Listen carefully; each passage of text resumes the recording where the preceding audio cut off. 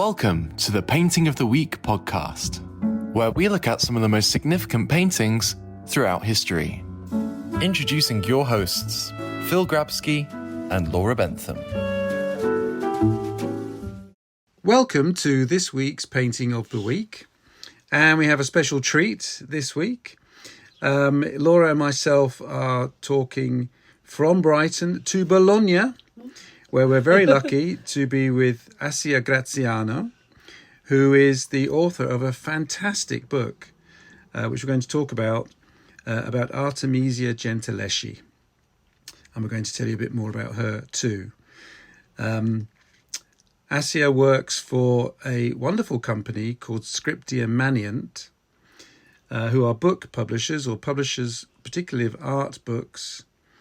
I've got to know them recently while making my Caravaggio film. And I went to see them in Bologna, and my word, if we're proud of having made 40 art feature films, well, Scripta Maneant can be even more proud because they have, I don't know how many, I didn't count them, but dozens of the highest quality art books that I've ever seen. They really are tremendous. And this is a new addition to that catalogue. And we're going to talk about it, but it is very, very beautiful book. So, Asia, ciao. Thank you very much for being with us. Thank you very much for talking in English. I'm sorry that our Italian is not up to it. No. But welcome to the Painting of the Week podcast. Thank you. Thank you very much for inviting me. Very good. First of all, can you tell us just a little bit about yourself?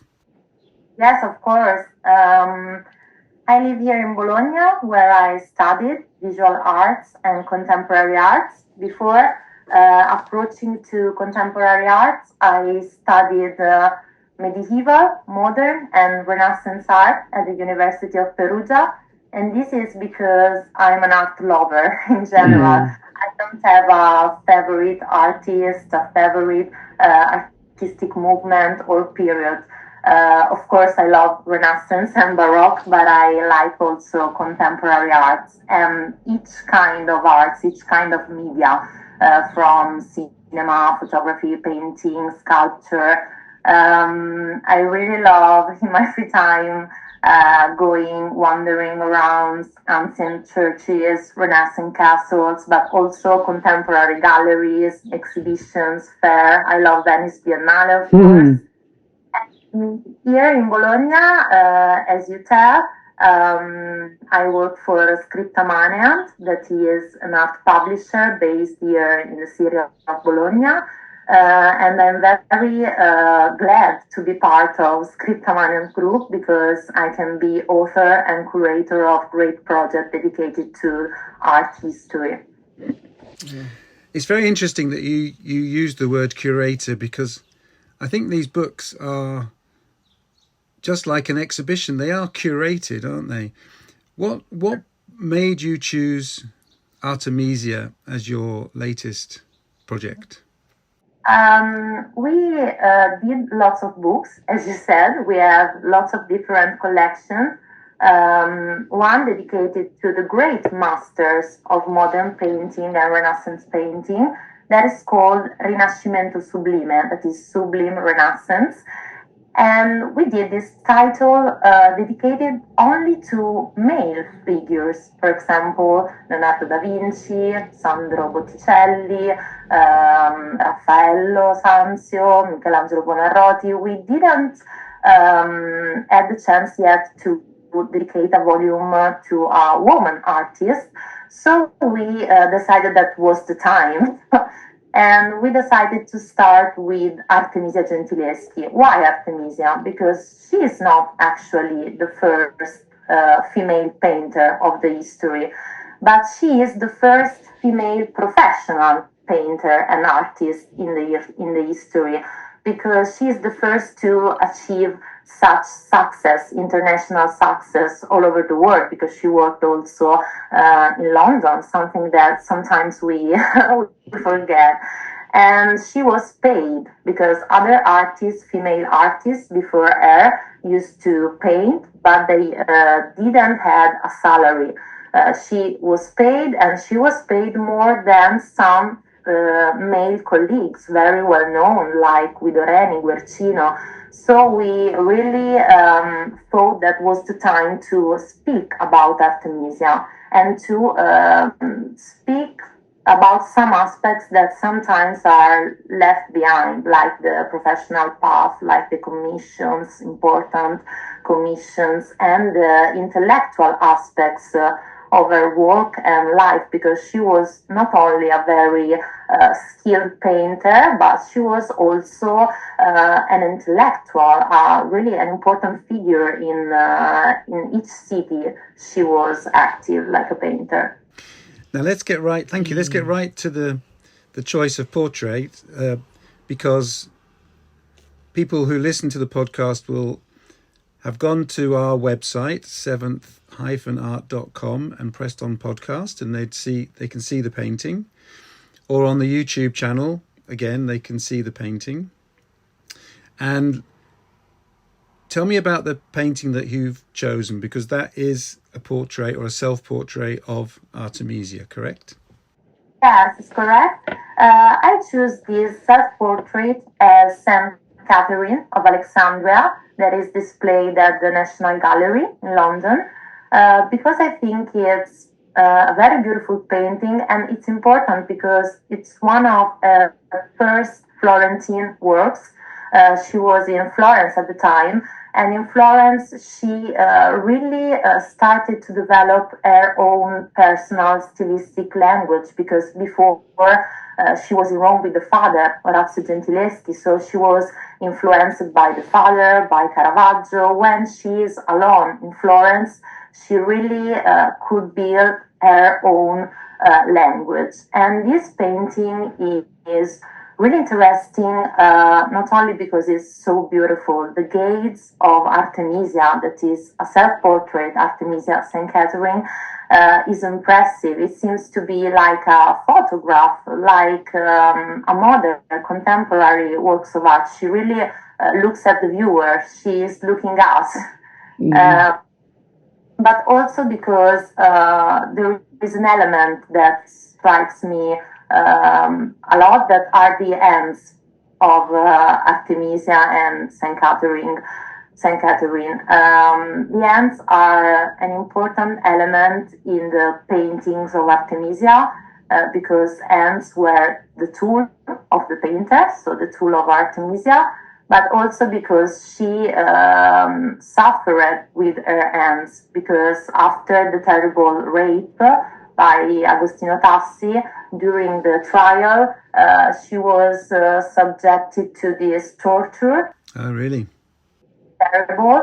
That was the torture of the Sibilli, that was about a rope around the fingers, and this rope were tied and pulled to have a confession from the accused.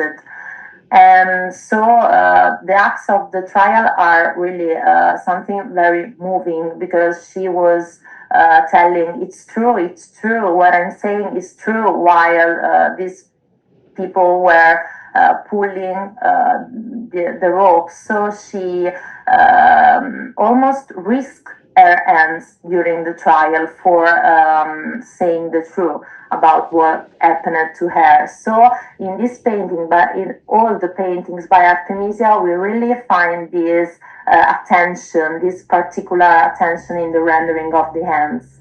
And of course, even the rendering of the fabrics are magnificent, the veil, the turband.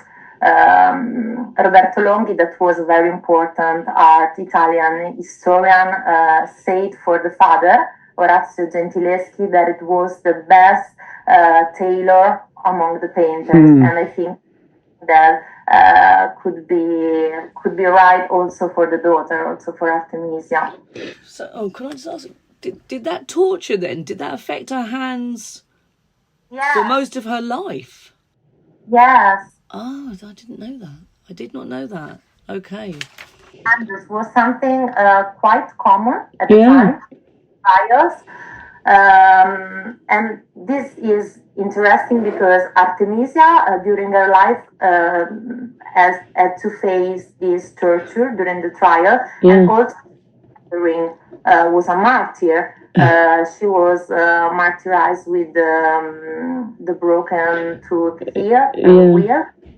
And so she creates a link with the saint. Maybe the work was a self-portrait, and then she transformed in a work of art depicting Saint Catherine, because the market asked for this kind of subject. But it's interesting the juxtaposition of her life and the life of the saint that was a martyr.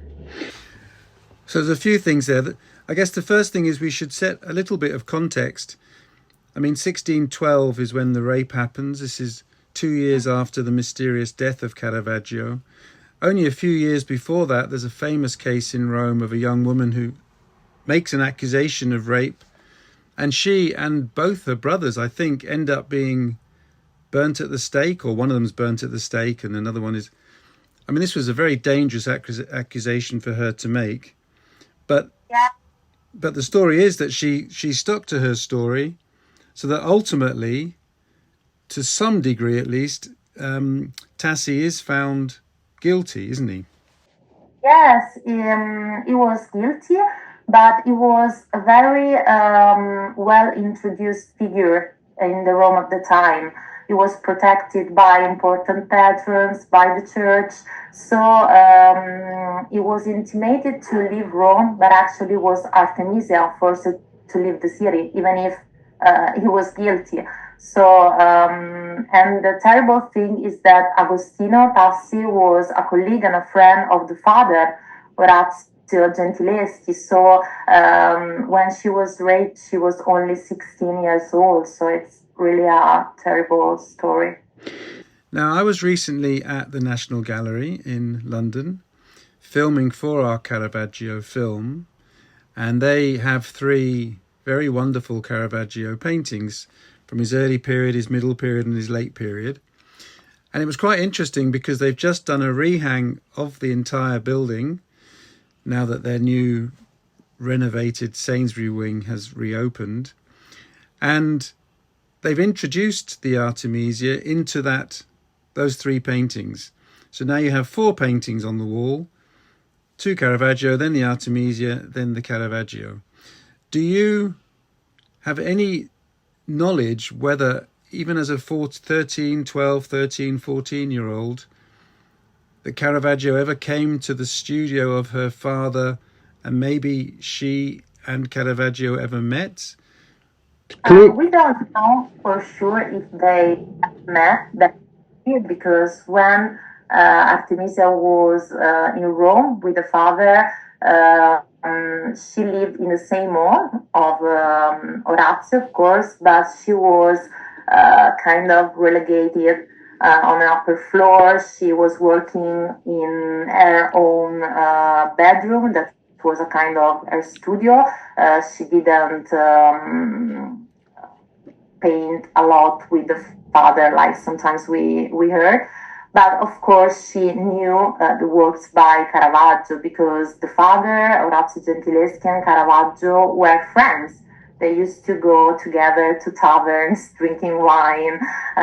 They wrote together some ironic verses against a colleague of them, Baglione. So they really had a relationship, a friendship. And Artemisia was a girl, so she couldn't go around the city alone doing like walkings. But the only way to go outside for a girl at the time was going to the church, so going for the mass.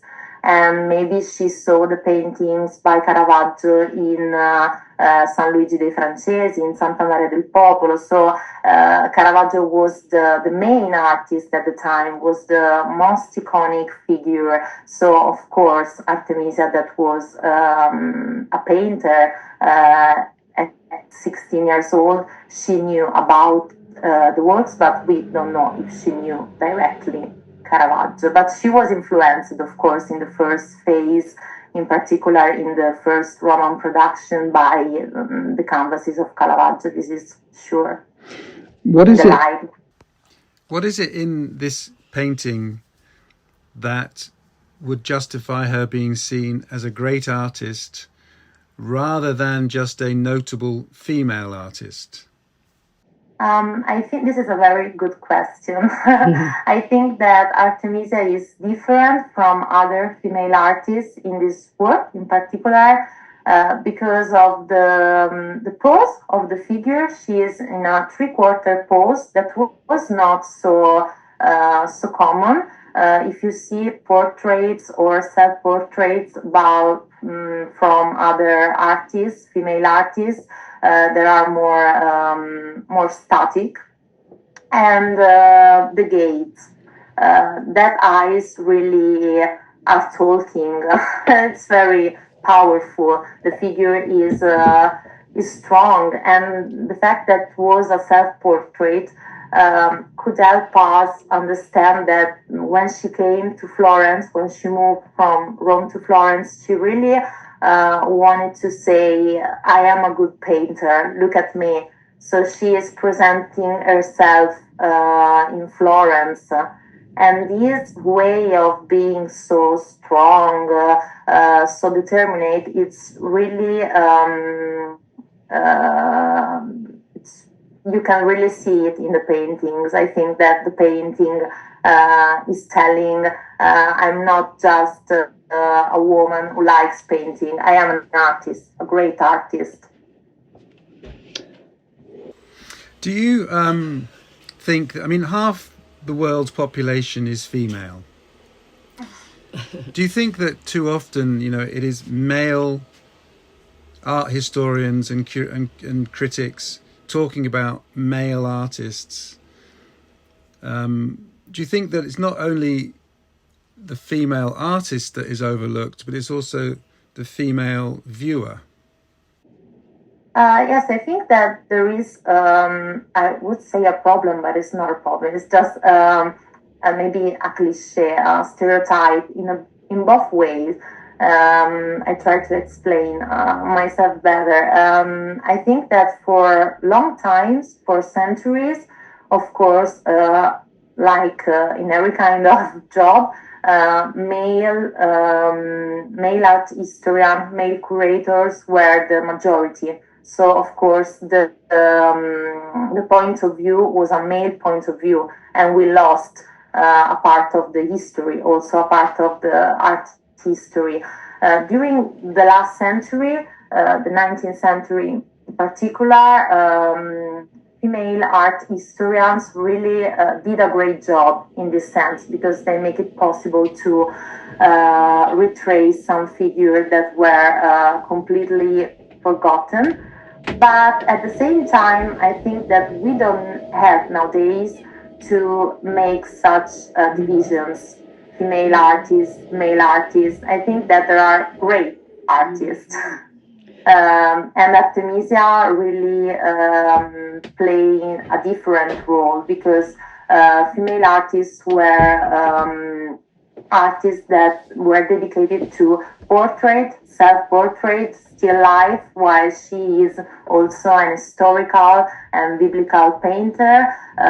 She was together with male artists like Guido Reni, Guercino, Caracciolo in big international commission, and to her was assigned the central canvas of the commissions that was not only the most important but also the most paid one. So she really made the difference, not as a woman artist, but as a real great Baroque artist. Do you think, do you think that it's because of her story that she has become so popular now, that people can take her story and bring it into today's world? Yes, I think that, of course, the rape story and the fact that she overcame the rape with success made her a kind of a symbol to her happened something similar, switching to contemporary art to Frida Kahlo. They both had a very strong biography, a very strong and tough life, and these sometimes they became, of course, symbols of resilience, of strength, of feminism too. But we don't have to forget what they did in life. Artemisia couldn't be remembered for something that happened to her when she was a 16 years old girl, but we have to remember what she did in her career, and she did great things. She worked in London for the King, Charles I. She worked in Florence for the Medici court. She was also a musician, a music player. She was involved in theater performances for the court. She was friend of Galileo Galilei, important scientist. So she was a complex figure. And what we decided to do with the book, and I hope that we did it, was to give another point of view, not talking about Artemisia just for the rape and just for her biography, but really putting a light on the important international commissions, the fact that she was the first woman to be accepted in a public academy of drawing in Florence. So really, the contemporaries recognized her as an important artist. Then we forgot this because we focused a lot on the biography and on the tragedy. But what I think is important now is to reconstruct what she did with the professional and artistic path. It's a tremendous book, and I thoroughly recommend people go to the Scripta Maneant website, which I'm going to spell out for people. This is scriptamaneant.com, where you can find a way of purchasing this particular book on Artemisia and plenty of others. I believe, Asia, that there's also a kind of a luxury version of the book. Can you tell us a little bit about that? Yes, of course. Our books are all bilingual. The text is both Italian and English, and this is very important because are accessible all over the world.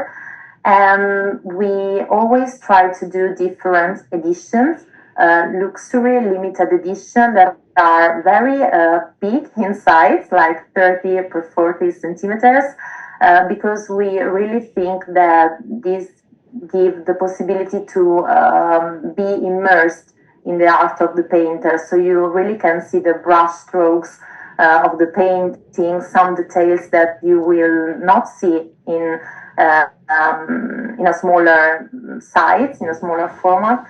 And of course, these big, beautiful editions are made in Italy with best quality production and materials. The binding is made by hand, so are really something special, important. Our motto is books like works of art, so are meant to be something more than very important books, even in the aspects, in the materials.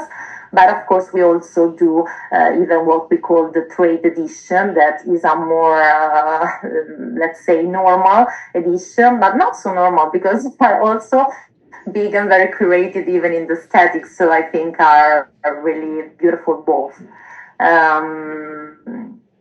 I saw in a library in America, the United States, a few weeks ago, your Michelangelo Sistine Chapel luxury version.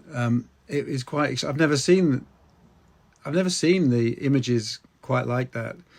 They're almost. I think it's advertised as being 1-to-1, by which you are seeing it as though you were standing next to it on looking up at the ceiling from a very close distance. Also, what was very nice about that particular book was it showed me all the other painters that are around the Sistine Chapel that I've tended not to notice before because I'm always looking up.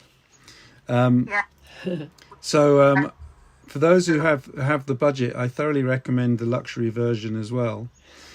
I just want to get back to this particular painting. You mentioned the eyes, you mentioned the hand and the veil. Is there anything else that we should, if you were standing in front of it and giving a short lecture to students or art lovers, what else would you suggest or point out? There are elements that are added in a second phase. For example, the crown and the halo. The halo because, of course, Saint Catherine was a saint, and the crown because she was from a noble family.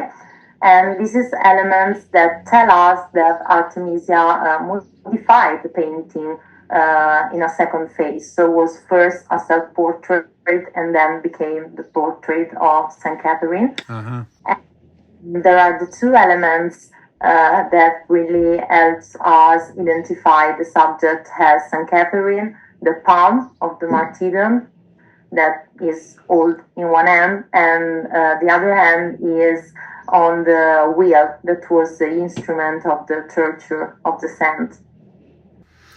So would you imagine that she had seen Caravaggio's Saint Catherine? I guess we don't know. Possible. Maybe she knew the painting by some reproduction that were in the workshop of the father, because when Caravaggio died, lots of works were printed, reproduced in some papers. So, of course, she had a knowledge of Caravaggio, a very good knowledge, because she looks at this naturalism. Not only in the lightning, but also in the subject is in the painting. We think it's like looking at a photograph, not a painting. The subject is so natural, and this is very, very interesting, very modern. This is part of Caravaggio revolution. So, do you think, though, with some of her other paintings, the expressions, not necessarily in this one, but some of the other ones, do you think that they are, there's some really fierce paintings that she's done? And I did read that she had actually had 5 children and she'd lost 4 of them, which, it's a lot, isn't it, as a woman to lose a child. So do you think sometimes these stories just keep coming out in her paintings, or am I always sort of looking for that in the faces of the women? I think both. I think that, of course, when an artist, a painter, in particular a female painter, do a work, of course, there is a lot of her in the painting, and the fact that she was doing lots of self-portraits, it's of course a feature, but she was doing lots of self-portrait also because it was not so easy to have female models, to have to knew other women, in particular in the first phase, and she lost the mom when she was only 12 years old, so she was alone with the father, with 3 brothers, so she didn't have lots of female knowledge, except for herself, of course. But yes, I think that some part of her feelings are, of course, in the canvas. The fact that she lost all her daughters except one, Prudencia, is very interesting because we did some pictures, some photos that are inside the book as images published to the Roman Charity, that is a work in our private collection in south of Italy. And I wrote for the first time in this volume, I think, that maybe this work is a collaboration between Artemisia and the daughter Prudencia, because we know that the daughter was a painter too. and also that she sent some paintings, for example, to patrons and nobles, even in England. But we don't have paintings signed by Prudencia, the son of Artemisia, so we don't know which kind of paintings. And the fact that is about family, is about a father and a daughter, the painting, and the fact that at the time her daughter was a painter could be a link. They were both in Naples at the time, Artemisia and the daughter Prudencia. They were both painters. Artemisia had a workshop, a school. She was very busy, lots of commissions. So I think that maybe we have to study more even the daughter of Artemisia, because we don't know much about her. Asia, my last question to you. Thank you so much for your time. I know these projects take an enormous amount of effort, and it's a very detailed, albeit very accessible book. Very beautiful to look at, as I've said. Can you say what you're working on next, or are you going to have a holiday? Well, I'm always working. Scripta Maneant is always working on new projects, new books. I can't really say the subjects, but I can guarantee that will be books with unpublished images that we make ourselves with our photographic campaign. We have a patent from the ministry because of the quality of our images that, as you said, could be in scale 1:1, that are very perfect in the chromatic reproduction. And the aim for Scripta Maneant and for me as an author and curator is to do books that are important to remain. Scripta Maneant in Latin means writings that should remain, that we hope that remain in the future. And this is why because today it's very easy to publish a book. You can also do self-publishing. We use lots of trees, but it's important to have a message for the future. So to give new ideas, new attributions, new points of views, and new images. This is what we want to do, and what we do, and we will do in the future for sure. It's so lovely to have talked to you and to have met your colleagues at Scripta Maneant, because we share this desire to create something with legacy value. We want our films to be seen for the next 20, 30, 50 years. Your books will certainly be read and enjoyed for many more years than that. I look forward to working with you guys again, talking to you again about a painting from your next project. Thank you so much for your time. And I wish you all the success with your wonderful book. The same to you with your beautiful films. Thank you very much. Ciao. Arrivederci. Thank you. Just to say that, once again, please do go to the scriptamaneant.com website, scriptamaneant.com, where you'll find this book and dozens of others. They really are breathtaking. And we're waiting for the big Artemesia Gentileschi exhibition. When it comes, we'll certainly be looking at it as a possible film. But our kind of companion film, if you like, Caravaggio, if you're listening to this before November 2025, is coming out then. And I hope you enjoy that, because that will throw light on Artemesia's world, of course. Thank you, Laura. Thank you, Asia. So much. And until the next painting of the week, goodbye. Thank you for listening to the Painting of the Week podcast. For more information, please visit our website at seventh-art.com or contact us by emailing info@seventh-art.com. See you next time.